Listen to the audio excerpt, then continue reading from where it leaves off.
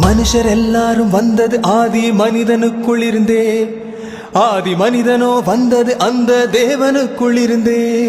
பூமி மீது பிறந்தவனவனே தேவனின் குமாரனே, பூமி மீது உள்ளவர் எல்லாரும் தேவ பிள்ளைகளே.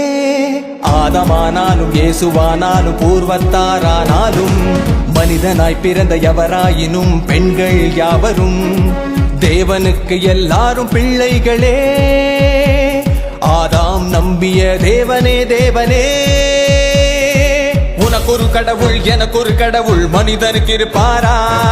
கடவுளை குறித்து பலவிதமாக சொல்வது சரிதானா?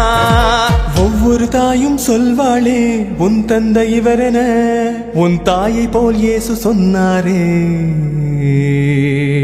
நம் தந்தை தேவனென லோகங்களை உருவாக்கிய தேவன் எழுதியதே இவ்வேதம்.